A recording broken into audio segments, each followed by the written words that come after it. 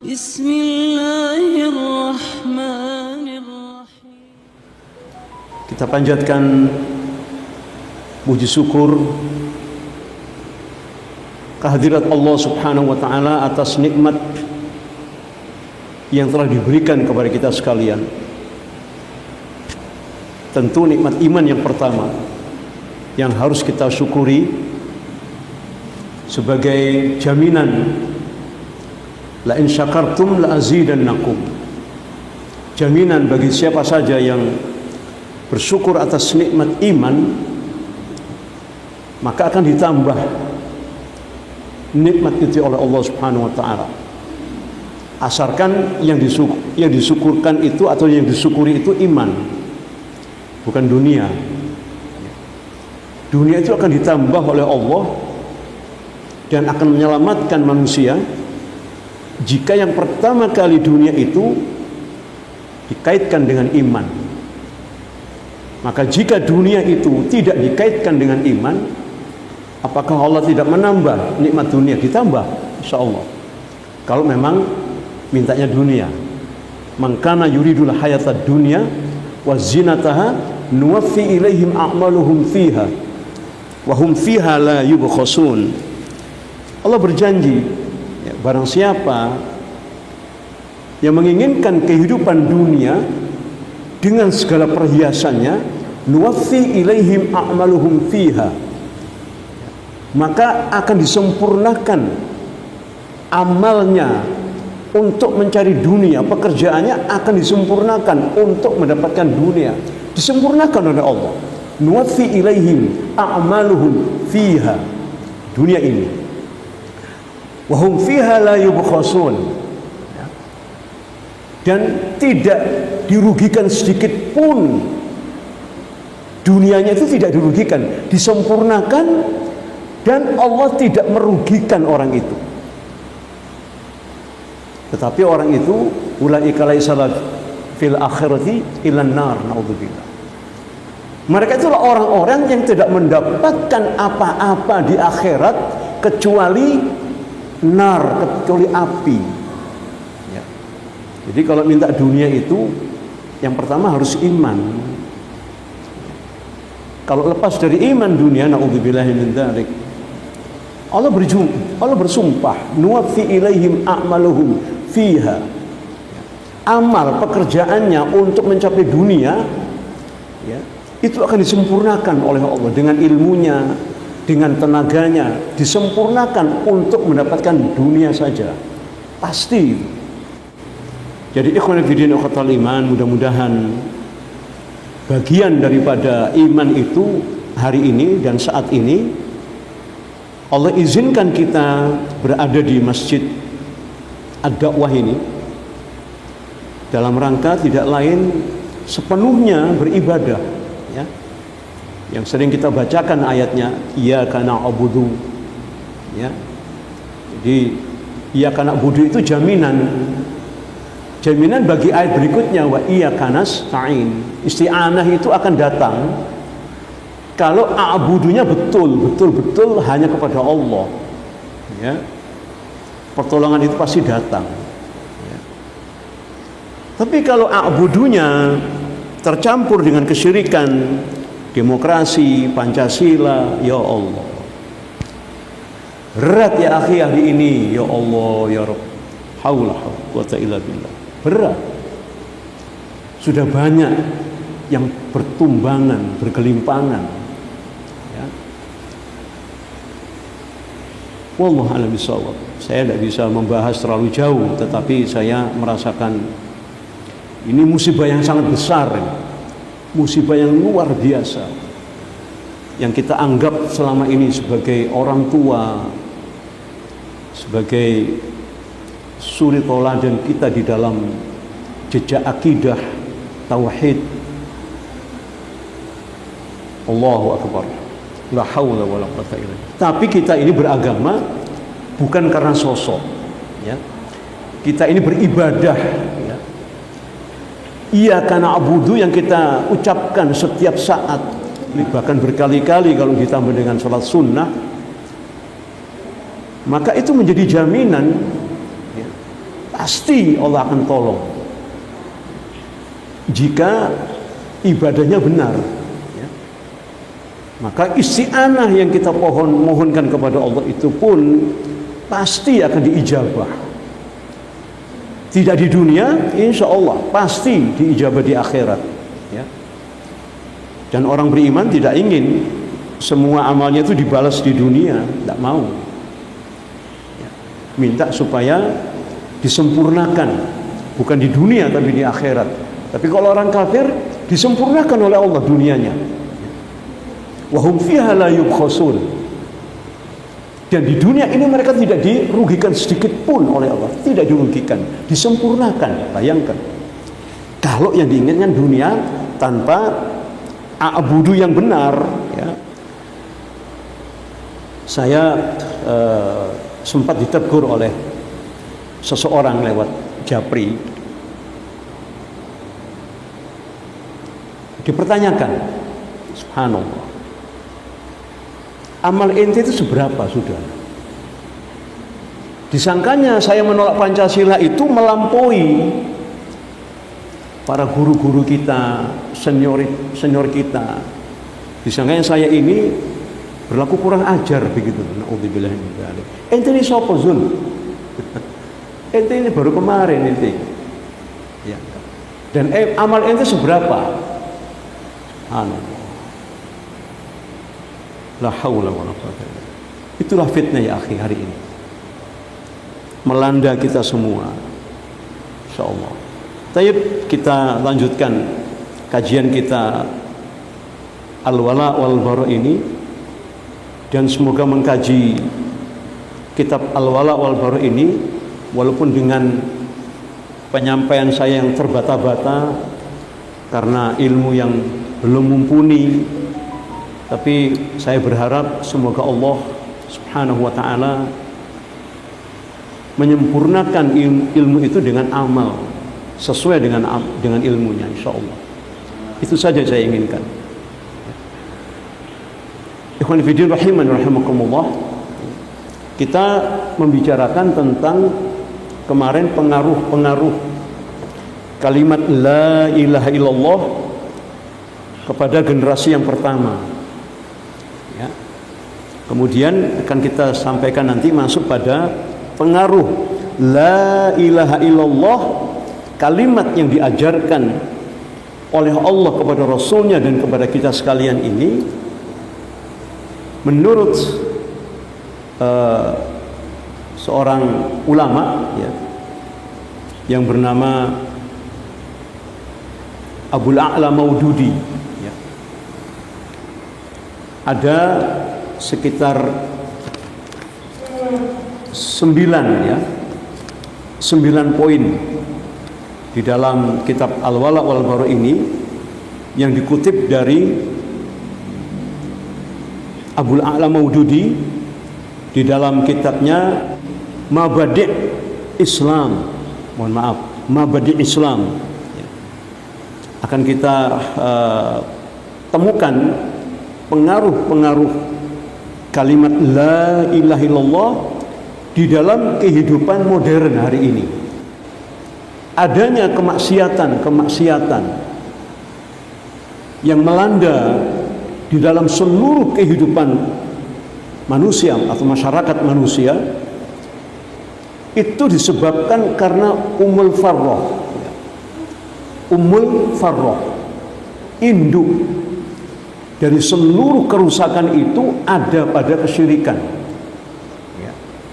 Jadi rusaknya manusia ini karena kesyirikan itu sekarang dilembagakan, ya. Kalau dulu mungkin namanya bukan negara, tetapi satu kelompok eksklusif di masyarakat, ya. Di situ berkumpul oligarki, istilahnya hari ini, para cendekiawan, ulama-ulama su berkumpul, ya. Dan itu kita menjadi satu gambaran yang jelas, ya, bahwa eksklusivitas dari satu kelompok masyarakat kemudian menguasai seluruh kelompok masyarakat yang lain. Bayangkan, satu kelompok kecil ya, bisa menguasai seluruh manusia. Ya. Kenapa? Karena berkumpul di situ. Ya. Para oligarki, politikus, ya, kemudian pengusaha, pegiat ekonomi, semuanya berkumpul. Ya. Lalu kemudian menjadikan seseorang menjadi tokoh atau beberapa tokoh. Kalau di Quraisy itu, di Mekah itu ada beberapa tokoh. Quraisy punya tokohnya. Ya. Tokohnya itu banyak Quraisy itu. Ada Bani Hashim, Bani Nadir. Mohon maaf, bukan Bani Nadir, Bani Tamim. Ya. Kemudian Bani Tamim itu turunannya ada Al-Qatiri, ada At-Tamimi, ya itu Bani Tamim itu. Dan bani-bani yang lainnya. Nah, masing-masing suku ini memiliki satu pemimpin yang mewakili suara daripada kelompoknya tersebut, sehingga bersatu untuk apa? Menguasai seluruh manusia ini. Ya. Dan itulah prototipe kekuasaan yang dikatakan modern oleh Muhammad Qutb. Ya. Karena kekuasaan para nabi dan para rasul sebelumnya itu bersifat monarki, kekuasaan absolut pada satu orang. Namrud, kemudian Fir'aun, ya. Kekuasaan ada berpusat pada satu orang, ya, yang memiliki kaki tangan. Ya. Kalau sekarang tidak, kekuasaan itu terbagi menjadi yang disebut trias politika. Ya. Ada yudikatif, ada legislatif, ada eksekutif. Ya. Yang dimaksudkan untuk mengatur masyarakat. Ya. Tetapi hari ini, para hadirin, trias politika yang dipercayai, diyakini oleh orang-orang demokrasi ini hari ini sudah runtuh. Artinya apa? Sama-sama bajingan. Ya. Tidak semua memang, saya tidak mengeneralisir, tidak kebiah-uyah.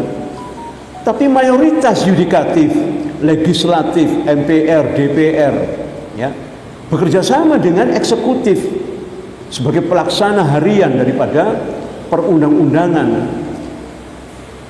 yang diusulkan oleh yudikatif, kemudian disahkan oleh legislatif, dan diusulkan pula oleh eksekutif. Nah, sekarang ini semuanya bergabung dalam rangka apa?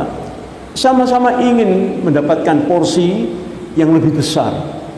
Maka ini menjadi makanan bagi oligarki, para bajingan-bajingan yang disebut sebagai 9 naga itu, ya, insyaallah.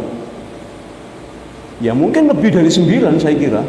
Ya, oligarki itu tidak terbatas pada satu lingkup negara. Ya, dia bisa lintas negara. Itu oligarki itu, baik dari barat maupun dari timur, baik dari Amerika, Eropa maupun dari Cina. Ya, sudah lintas teritorial. Tapi pemahaman, ya, tidak boleh ada pemahaman yang diimpor dari luar. Bayangkan, bajingan bisa diimpor dari luar. Tapi ideologi Islam yang dikatakan sebagai ideologi impor ini itu dilarang. Bayangkan. Ya. Maka kita lihat, ikhwan fillah rahimakumullah, bagaimana dampak berikutnya kalau kekuasaan itu sudah dikuasai oleh segelintir orang.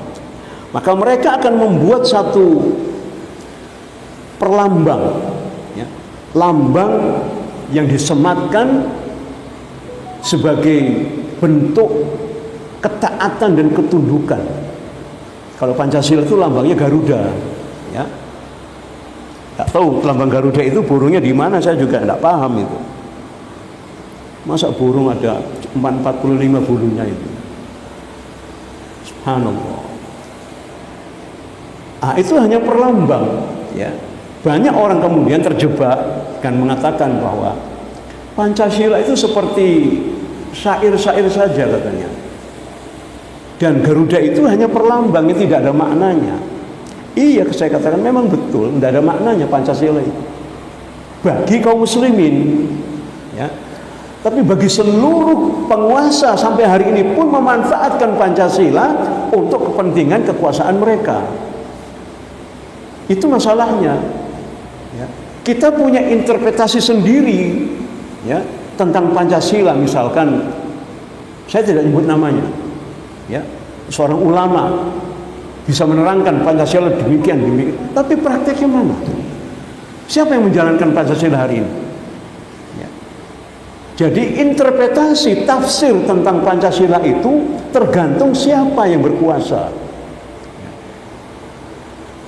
Lalu kita mau memperjuangkan Pancasila yang murni untuk Islam, tidak mungkin, tidak mungkin.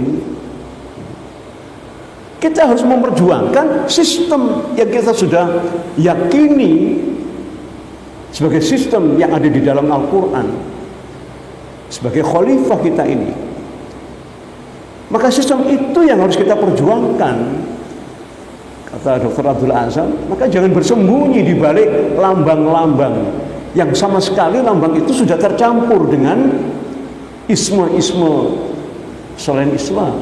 Tidak mungkin Islam yang berasal, bersumber daripada Al-Quran yang suci dan murni, yang datang dari Maha Suci Allah Subhanahu wa Ta'ala, yang Maha Suci Allah Subhanahu wa Ta'ala, Allah yang Maha Suci. Tentu Allah tidak akan menerima sesuatu yang tidak suci, yang sudah kotor. Tidak mungkin tercampur, karena Allah itu Maha Suci. Sebagaimana kita manusia ini, kita akan dikembalikan kepada Allah setelah kita meninggal. Prosesinya apa? Dimandikan, dikafani, disolatkan. Ini proses tazkiyah, proses pensucian manusia. Karena Allah itu Maha Suci, ya, tidak akan menerima kecuali yang sudah disucikan, artinya manusia, ya. Dimandikan, dikafani, disolatkan. Tapi dosanya bagaimana? Siapa yang tanggung dosanya? Siapa yang tahu? Nah, inilah pentingnya syariat Islam itu diterapkan dalam kehidupan nyata ini, supaya manusia itu kalau dia berdosa, bersalah, maka dihukum dengan syariat Allah. Setelah itu hukumannya menghapuskan dosanya. Itu keuntungan tegaknya syariat. Untuk apa syariat ini?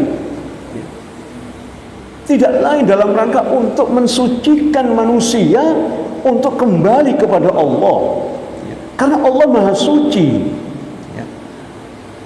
Nah, sistem tazkiyah ini, ya, itu hanya ada di dalam Islam, dan itu ditopang dengan satu institusi, ya, satu lembaga atau negara atau apa saja namanya, tidak penting nama itu. Ya. Tapi kalau hari ini kita sepakati bahwa negara itu adalah sebagai bentuk eksistensi sebuah kelompok masyarakat yang memiliki perundang-undangan dan ada pemimpinnya, oke, kita pakai negara itu sebagai kesepakatan bahwa kita punya satu kekuasaan yang namanya negara itu. Apa nama negaranya? Ya, negara Islam tentunya. Tidak mungkin Pancasila yang sudah tercampur dengan segala interpretasi manusia lewat hawa nafsunya, ya, bisa mensucikan manusia. Tidak mungkin, tidak mungkin. Bagaimana orang bersalah melakukan zina tidak dihukum sebagaimana di dalam Islam? Pancasila tidak menerapkan itu. Ya.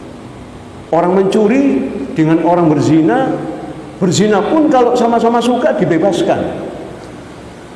Dan undang-undang hari ini, menurut informasi katanya, barang siapa yang menikah lagi tanpa izin persetujuan dari istri yang pertama, langsung ditangkap, dipenjarakan. Bayangkan. Tapi orang berzina dibebaskan. Lewat HP bisa, Pak. Ada aplikasi yang baru katanya. Apa namanya aplikasinya itu? Subhanallah. Ini tidak ditangkap. Wanita-wanita penjual diri itu bisa masuk, ya, menjadi konsumsi para hidung belang. Semakin terbuka kemaksiatan ini. Na'udzubillahi min dzalik. Kenapa? Karena kata Dr. Muhammad Kutub, karena ada umul farroh, ya, sistem yang menyebabkan seluruh variabel kehidupan ini menjadi kotor. Manusia tidak ingin berdosa, tapi kemudian dia harus menanggung dosa. Bayangkan ya. Na'udzubillahi min dzalik. Baik, kita lihat dalilnya. Di dalam Al-Quran, di dalam surah Al-A'raf ayat yang ketiga, Allah Subhanahu wa ta'ala berfirman, ittabi'u, ikutilah ma apa-apa anzala ilaikum, yang diturunkan kepadamu, mir rabbikum, ya. Apa-apa itu maksudnya hukum, ya, bukan segala sesuatu. Di sini maksudnya hukum. Hukum yang telah diturunkan dari Tuhanmu, ini perintah Allah. Ittabi'u ma anzala ilaikum mir rabbikum, ya. Ini perintah. Ikutilah apa-apa hukum yang telah ditetapkan oleh Allah, yang sudah diturunkan kepada kalian, mir rabbikum, dari Tuhan kalian, wala tattabi'u min dunihi awliya, ya. Maka Allah berfirman, wala tattabi' min dunihi awliya, dan jangan kamu ikuti, ya, satu aulia, satu kepemimpinan, ya, di mana kepemimpinan itu min dunihi, ya, yang menyelisihi Allah Subhanahu wa ta'ala. Artinya kepemimpinan dari seluruh hukum-hukumnya itu yang menyelisihi hukum Allah Subhanahu wa ta'ala, jangan kalian ikuti, ya. Kalau kalimat ini kita tarik pada kehidupan nyata di Indonesia hari ini, ya, kepemimpinannya seperti apa?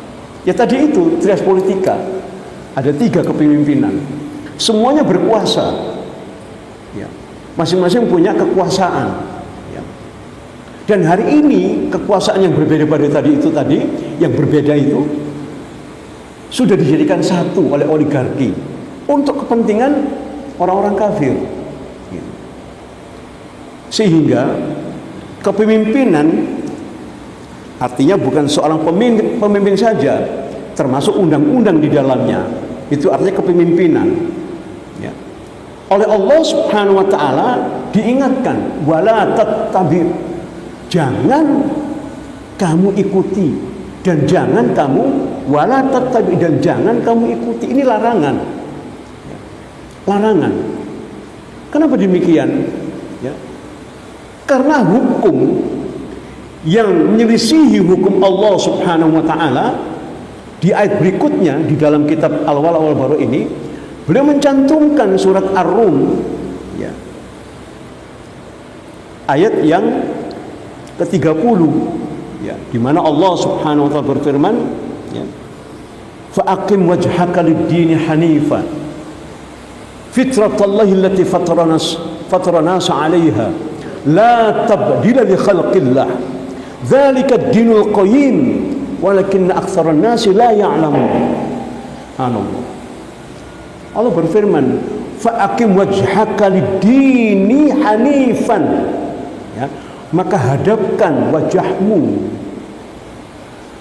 ikhlaskan dalam hidup ini, hadapkan wajahmu itu, ikhlaskan, fa'aqim, maka ikhlaskan dalam hidup ini untukmu.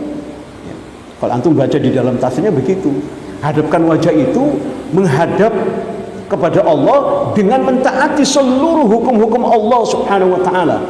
Fa'aqim wajhaka lid-din, hadapkan wajahmu pada din, pada aturan Allah yang hanif, yang lurus. Karena aturan yang hanif, yang lurus ini dari yang maha suci, ya. Sementara roh ini suci, ya. Roh kita ini suci, ya. Dan roh ini akan kemudian mempertanggungjawabkan segala perbuatan lewat raga kita ini. Raga kita ini ke tanah kalau meninggal. Na'udzubillahi min dzalik, dimakan cacing, na'udzubillahi min dzalik. Ruh kita diangkat oleh Allah ke atas, tapi badan kita ke tanah, dikubur dalam tanah, kembali ke bumi. kita kembali ke Allah. Inna lillahi wa inna ilaihi raji'un. Maka jika aturan itu tidak berlaku, aturan Allah tidak berlaku, yang itu dilarang oleh Allah di dalam surat Al-A'raf tadi, ya, ayat yang ketiga tadi itu, maka yang terjadi apa? Yang terjadi naudzubillah min dzalik, fitrah ini akan rusak. Karena aturan Allah ini sudah sesuai dengan fitrah, ya. Fitratallahi allati fataran nasa 'alaiha. Yang fitrah itu diberikan oleh Allah kepada manusia sesuai dengan fitrahnya terhadap Allah Subhanahu wa taala. Apa fitrahnya? Allah itu fitrahnya disembah, ditaati, ditundui, itu fitrahnya. Kita ini fitrahnya menyembah Allah. Allah yang disembah, kita orang yang menyembah. Manusia itu menyembah Allah. Nah, menyembah itu bukan gelenggem menang di pinggir kali, di sumur-sumur, di bawah pohon. Enggak. Dalam semua aspek kehidupan kita mentaati aturan Allah. Itu namanya ibadah, ya. Kalau tidak, Allah katakan di dalam ayat berikutnya 31, ya. Munibina ilaihi wattaquhu. Munibina ilaihi wattaquhu wa aqimus shalah, ya. Maka bagi orang-orang yang ingin kembali, yang bertaubat kepada Allah, munibin, ya, orang-orang yang kembali bertaubat kepada Allah itu diperintahkan oleh Allah, wattaquhu, kembali bertakwa kepada Allah Subhanahu wa ta'ala.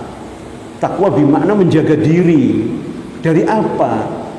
Kalau dikaitkan dengan hukum, menjaga diri dari hukum selain Allah, itu maksudnya. Menjaga diri kita dari hukum-hukum yang akan merusak fitrah ini. Munibina ilahi wattaquhu wa aqimus shalah wa la takuna minal musyrikin. Nah, ini diperintahkan dua perkara, dilarang satu perkara, ya. Perkaranya apa yang dilarang? Wala takunu minal musyrikin, dan jangan kamu sekali-kali seperti orang-orang musyrik.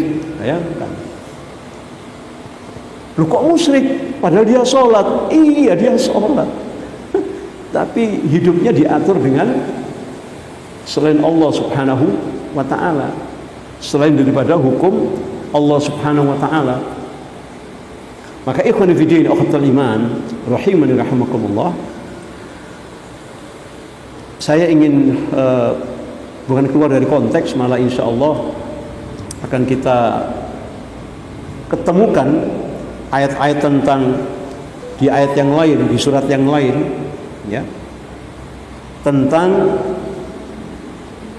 cerita Nabi Yusuf ketika di dalam penjara, di mana dua orang yang dieksekusi atau mendapatkan vonis untuk dieksekusi, ya, mereka ini ternyata belum beriman kepada Allah, dan mereka adalah orang-orang dikatakan musyrik, ya. Jadi kalimat Allah itu menunjukkan bahwa Allah itu Rabbul Alamin, ditunjukkan oleh Allah pada zaman Nabi Yusuf, Nabi Yakub, di atasnya terus sampai Nabi Ibrahim, sampai Nabi Nuh, kan begitu. Tetap Tuhannya tetap Allah. Jadi kalau ada persepsi yang mengatakan bahwa Allah itu hanya Tuhannya orang Islam saja, ngawur itu. Allah ya Tuhan mendul, gitu. Allah ya Tuhanmu juga. Ya, saya ingat ponakan saya, masya Allah, Allahyarham, kelas 5 SD meninggal dia. Ponakan saya ditanya sama gurunya, tulisan, siapakah Tuhan? Itu pertanyaannya. Apa katanya? Ditulis, Tuhanmu juga. Ditanya sama gurunya dengan pertanyaan, tulis, siapakah Tuhanmu? Dijawab sama dia, Tuhanmu juga. Benar nggak kira-kira? Betul. Yang dia tahu Tuhannya Allah, yang dia tahu gurunya guru agama Islam, pasti Tuhannya Islam. Nah, orang musyrik tidak begitu.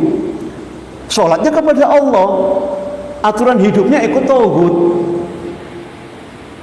mempercayai aturan tauhid. Ya. Jadi Pancasila itu memang musyrik. Seluruh Pancasialnya ini, naudzubillah min dzalik, ya, itu semua silanya adalah kesyirikan. Kenapa demikian? Karena tidak diletakkan pada pemahaman para ulama yang sahih. Kenapa? Karena semua sila itu dibebaskan untuk boleh diinterpretasikan, boleh ditafsirkan oleh siapa saja. Nah, kalau ditafsirkan oleh orang-orang kafir, tentu Tuhan itu menurut mereka satu, tapi bukan Allah. Yesus katanya. Ya. Kalau menurut orang Buddha, Tuhan itu satu. Siapa? Ya, Gautama. Orang Hindu banyak Tuhannya. Jelas itu. Selain di samping dia juga mempercayai Allah. Saya punya teman orang India, ya. Saya dibawa ke tokonya orang Hindu. Teman saya ini orang India, di sampingnya itu juga toko orang India, tapi orang Hindu. Dia kalau berdoa, semua Tuhan disebut, Yesus disebut, Allah disebut, bayangkan. Nah, Pancasila ini menjadi satu kesatuan dalam satu kalimat, diawali dengan kata-kata ke, ya, diakhiri dengan kalimat an, ya, ketuhanan, ya. Kalau yang salah baca kehutanan, ya. Ada yang baca gitu. Nah, ini dalam konsep akidah Islam jelas tidak boleh. Ini kesyirikan. Itu yang pertama. Sila yang kedua, azan. Said.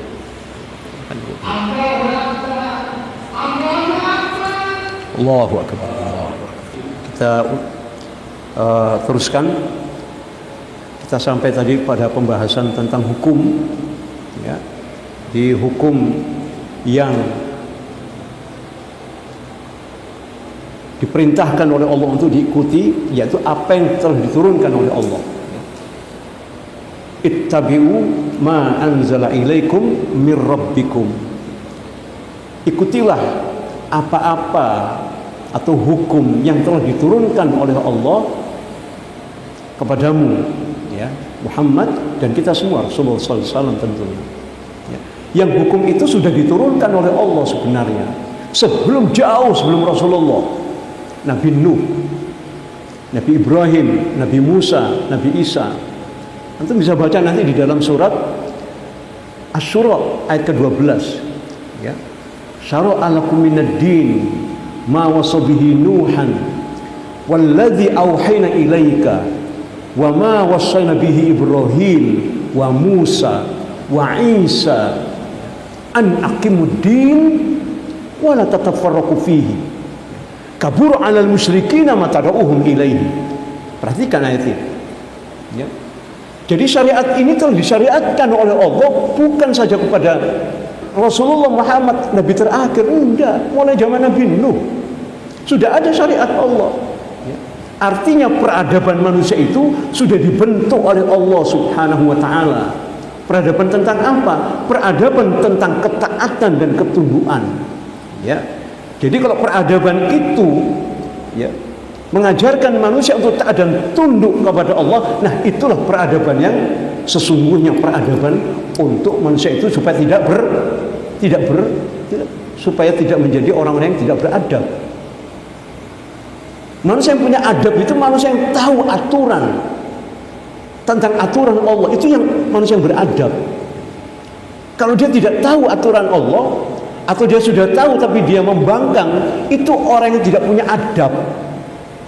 Na'udzubillah min dzalik. Ya. Tentang apa? Tentang apa saja. Dapat kita belajar di Al-Qur'an itu, ya. Jadi wahyu Allah itu tentang peradaban atau hukum yang sudah ditetapkan oleh Allah sebagai wahyu, datang sudah pada zaman Nabi Nuh, walladzi auhayna ilaika, kepada Rasulullah, dan itulah yang kami wahyukan kepada Nabi Musa, Nabi Ibrahim, Musa dan Isa. Apa wahyunya? An aqimuddin wala tatafarraqu fihi. tegakkan din, dan jangan kalian berpecah belah di dalam menegakkan din ini. Loh, kenapa kok bisa pecah belah? Ya karena ada kesyirikan yang sudah dicampur dengan Islam ini, dan tidak akan pernah bersatu. Ya, antara yang kotor, yang najis dengan Islam ini tidak akan pernah bersatu. Islam ini suci. Kalau dicampur dengan hasil pikiran manusia, akan kotor ini sistem ini. Yang mengotori Islam Indonesia ya Pancasila ini. Saya tadi katakan, semua silanya itu musyrik, sistem kesyirikan. Sila pertama tadi sudah kita sampaikan, ya kan? Ketuhanan. Berarti kita ini mau tidak mau dipaksa, walaupun kita tidak mau. Wah, itu kan tafsirnya mereka. Memang tafsirnya mereka. Tapi bagaimana keadaan sesungguhnya? Kita dipaksa untuk menghormati orang kafir. Bayangkan, narasinya sudah kemana-mana sejak dulu, dan hari ini belum secara viral ya. Insya Allah dengan izin Allah saya viralkan bahwa orang kafir yang mati itu tidak boleh disebut sebagai almarhum. Dia harus disebut al-mal'un, yang terlaknat. Ini bukan soal menghina, tidak. Tapi ini sebagai status bagi orang kafir yang sudah mati. Mal'un, al-mal'un. Kalau orang Islam almarhum. Subhanallah, ini menjadi narasi. Dan ini menjadi di brainwashing kita ini. Dengan media terus menerus almarhum. Loh, dia bukan almarhum. Kalau dia masuk Islam syahadat baru kita sebut almarhum. Tapi dia al-mal'un, orang yang terlaknat, laknatullah alaih, gitu loh. Benci kita. Loh, kita benci kepada orang kafir kok. Apa salahnya? Iya kan? Apa salahnya kita benci? Nah, tetapi oleh Pancasila menjadi satu kemanusiaan yang adil dan beradab. Di mana adabnya? Kalau bukan tanpa Al-Quran, lu mana saya sudah tidak beradab ya? Mohon maaf saya. Secara sistematis kita harus akui ya, sistem ini tidak menjadikan masyarakat itu menjadi beradab. Sudah galil adab, bahkan sudah hilang. Apa itu galil adab? Sedikit saja adabnya ini. Bahkan sudah tidak ada. Na'udzubillah min dzalik. Persatuan Indonesia. Ya, saya kembali dulu ke sila yang kedua supaya jelas ya. Bagaimana Pancasila dengan segala turunan undang-undangnya melegalkan homoseksual, apalagi itu lesbian. Mana manusia yang beradab? Adabnya mana? Laki-laki senang sama laki-laki. Ini perilaku binatang. Balhum adzal, kata Allah. Ara'aita man ittakhadha ilahahu hawahu afa anta takuna alaihi wakila am tahsabu an aktsaru yasma'un aw yaqilun inhum ila kal an'am balhum adzallu sabila. Subhanallah. Ikhwan fillah ikhwatal iman. Di mana? Loh, itu kan Pancasila dari Islam. Memang sumbernya dari Islam yang suci. Tapi tergantung rezimnya. Kalau rezimnya menginterpretasikan Pancasila bukan dengan Al-Quran dan Sunnah, ya bubar negara ini. Lalu bagaimana caranya? Ya jangan ikut-ikut. Gitu. Kita ganti Pancasila ini, dan itu bisa diganti kok. Di dalam undang-undang konstitusi itu sudah ada undang-undangnya. Saya lupa pasalnya. Kok malah Pancasila digali. Ya ketemu setan digali-gali. Persatuan Indonesia ini persatuan sempit. Islam mengajarkan, ya Yuhannas inna khalaqnakum min dzakari wa unsa wa ja'alnakum syu'uban wa qaba illa lita'arafu inna akramakum indallahi atqakum. Allah mengajarkan kita ini manusia diajarkan oleh Allah dengan sistem yang terbuka. Jadi tidak sempit umat Islam itu. Nah, kita ini dipersempit dengan ajaran persatuan Indonesia yang hanya sekelutok di bumi ini. Berapa sih luasnya Indonesia dibandingkan dengan bumi? apalagi dibandingkan dengan alam raya.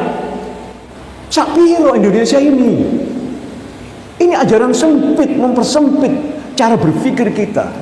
Nah, Islam mengajarkan kita ini untuk lita'arufu, saling kenal mengenal, antar bangsa, antar suku. Gitu. Dalam rangka apa? Inna akramakum indallahi atqakum, dalam rangka untuk bertakwa. Jadi yang akram itu, yang mulia itu bukan orang Indonesia, bukan orang Amerika, bukan orang Arab, bukan Jawa, bukan Cina, enggak. Ukuran mulia itu adalah ittaqullah, orang yang bertakwa. Apakah dia Cina, apakah dia Afrika, enggak dipandang oleh Allah Subhanahu wa taala. Ya. Jadi itulah peradaban mestinya yang dibangun. Persatuan bagaimana? Persatuan itu harus sesama umat manusia. Ada perbedaan di dalam kehidupan manusia itu. Ya, la yastawi ashabun nar wa ashabul jannah. Tidak sama orang-orang kafir sebagai calon penghuni neraka, tidak sama dengan calon penghuni surga umat Islam. Tidak sama. Makanya ketika mati pun tidak sama penyebutannya. Kok enak orang kafir disebut almarhum? Loh, enggak. Al-mal'un, yang dilaknat, gitu. Subhanallah. Makanya kalau Rasul mengajarkan kalau kita melewati kuburan orang kafir, kita disunahkan untuk berdoa, ya. La'anahumullah, la'anahumullah, la'anahumullah. Terlaknat kalian, laknat dari Allah kalian. Kalian dilaknat Allah, dilaknat Allah, dilaknat Allah. Karena mereka sudah mati. Matinya dalam keadaan kafir. Ini sunnah. Mohon maaf ini, bisa dilihat nanti. Mari kita belajar bersama-sama. Tapi kalau kita melewati kuburannya kaum muslimin, kita doakan. Ya. Jadi ikhwan fillah uqatal iman rahimakumullah. Ini perbedaan yang sudah nyata. Tidak mungkin orang beriman dipersatukan dengan orang kafir. Ya. Maka persatuan seperti ini persatuan batil. Tidak ada persatuan antara bainal iman wal kafir. Tidak ada. Begitu pula sila keempat. Ya. Bermusyawarah. Kita boleh bermusyawarah dengan orang kafir. Ya. Tapi tidak dalam persoalan tukar menukar akidah atau tukar menukar sistem. Boleh nanti kita kita akomodir syariat-syariat Islam akan kita masukkan. Tidak boleh musyawarah seperti ini, batil, tidak boleh. Kemudian keadilan sosial bagi seluruh rakyat Indonesia. Ya. Adilnya kapan? Itu kata pertanyaan dari seorang seniman.